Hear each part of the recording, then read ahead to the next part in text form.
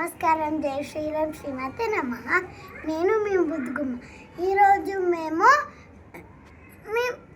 ఒక వీరతో మీ ముందుకు వచ్చేసాము. ఇప్పుడు నేను సీతా గెటప్ వేస్తున్నా. ఎలా రెడీ అవుతున్నాను చూపిస్తారండి. సీతమ్మ వారికి రెడీ చేయడానికి ఇవన్నీ కావాలి. ఫస్ట్ శారీ, ఫేస్కి క్రీమ్స్, రుద్రాక్ష, దువ్వెన, పౌడర్, ఇంకా అవన్నీ సంథింగ్ ఫేస్కి వేసేవన్నీ కావాలి. Let's start.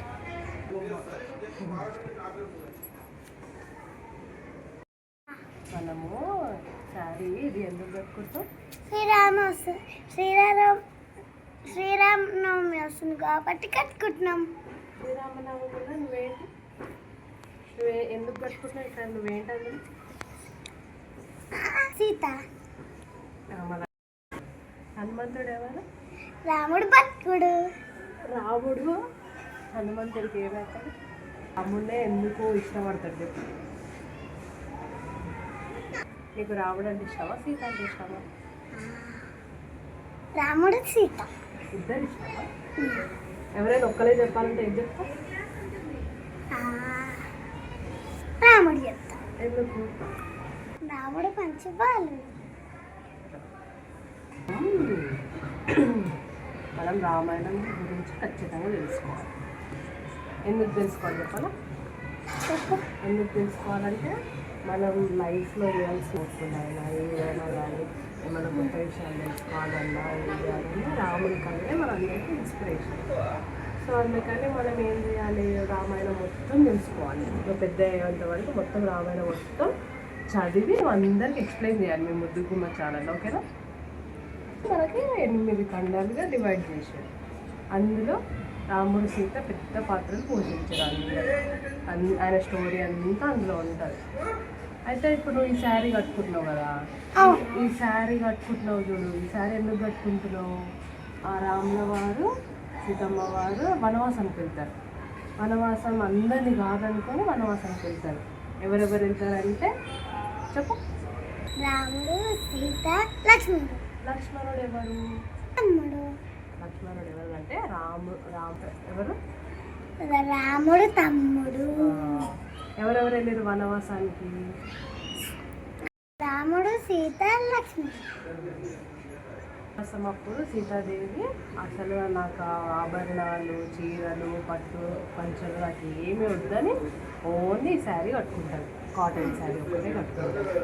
రాముడు కూడా నాకు అవన్నీ వద్దని చెప్పి నేను సింపుల్గా ఉంటా, అడవిలో ఉండే మనిషిలాగా ఉంటా అని చెప్పి రాముడు కూడా అతనే కట్టుకుంటాను. 14 years ఉంటారు. అట్లా ఒక్కటే అడవిలో 14 years ఉంటారు. అట్లా రోజులు ఆమె ఇట్లనే కట్టుకుంటారు సార్. అయితే ముద్దుగుమ్మ మనం అసలు ఈ వీడియో ఎందుకు చేస్తున్నాం తెలుసా? అసలు మనకి ఇప్పుడు వచ్చేమో కూడా రామనవమి వస్తుంది, శ్రీరామనవమి వస్తుంది. శ్రీరామనవమి మనం ఎందుకుగా జరుపుకుంటాం? ఆయన పుట్టినరోజు ఆ రోజే, ఆయన కళ్యాణం ఆ రోజు. అర్థమైందా? సీతాదేవికి రాముల వారికి ఇద్దరికి కళ్యాణం జరిగిన రోజు కూడా అత్యంత పవిత్రమైన రోజు కూడా అది. సీతాదేవి ఎన్నో కష్టాలు పడింది రాముడి కోసం. అంతే ఓర్పు, సహనం, మంచితనం, పెద్దవాళ్ళకి రెస్పెక్ట్ ఇచ్చేతనం కూడా నీకు రావాలి, ఓకేనా? మమ్మీకి డాడీకి రెస్పెక్ట్ చేయాలి, మళ్ళీ బ్రదర్స్ని మంచిగా చూడాలి, సిస్టర్స్ని మంచిగా చూడాలి, ఎవరిని ఒక్క మాట అనొద్దు. మంచిగా మమ్మీ చెప్పిన పనులు, మమ్మీ అడుగు జాడల్లోనే నడవాలి. డాడీ చెప్పే ధైర్యం, డాడీ చెప్పే సపోర్ట్ నువ్వు తీసుకోవాలి, ఓకేనా? అయితే రాముల వారికి సీతాదేవికి అసలు ఎందుకు కళ్యాణం జరిగింది? ఆదర్శ దంపతులు. అప్పట్లో ఏంటంటే తల్లిదండ్రుల మాట ఎవ్వరు జవదాటే వాళ్ళు కాదు. వాళ్ళు వెళ్ళి చూసి వచ్చేసి కళ్యాణం చేసుకుంటే చేసుకోవాలి, ఇంకంతే. నాకు ఇది నచ్చలే మమ్మీ, నాకు అది నచ్చలే మమ్మ అని చెప్పద్దు. ఇంకా ఏమన్నా చూస్తారో చేసేస్తారు, ఇంకా అంతే. కానీ నాకు రాముడే కావాలి అంటే ఇప్పుడు మమ్మీ డాడీ ఎట్లుంటారో అట్లా నాకు మమ్మీ ఎట్లా అంటారు, డాడీ కావాలని ఎట్లా అంటారు, అట్లా రాముల వారు కూడా సీతాదేవి కూడా రాముల వారే కావాలి నాకు అని చెప్పి ఆయన అడుగు జాడలోనే నేను జీవితాంతం ఉంటా అని చెప్పి అంటారు.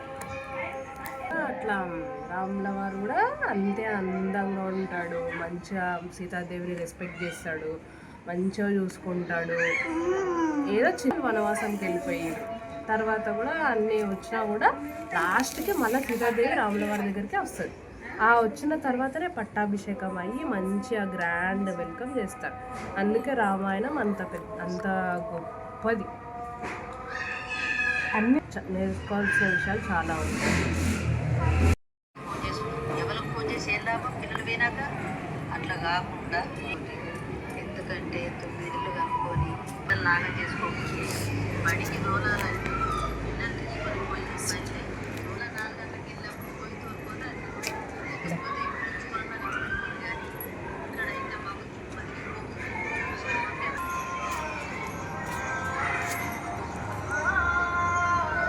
ఇంకా లిప్స్టిక్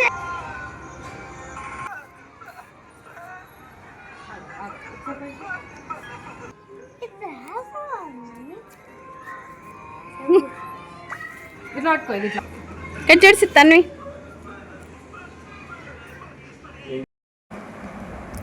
చూచారు కదా మా గిటాప్ ఎట్లుందో, బాగుంది కదా సీత గిటాప్, రాముడి గిటాప్. చూచారు కదా ఈ video, like, share, comment and subscribe. Bye. మరి వీడియోల కోసం మేము అందుకున్న ఛానల్ సబ్స్క్రైబ్ చేసుకోండి. బాయ్. నేను మా అన్నయ్య సీత గిటాప్లో ఎట్లున్నా చెప్పుర్రి.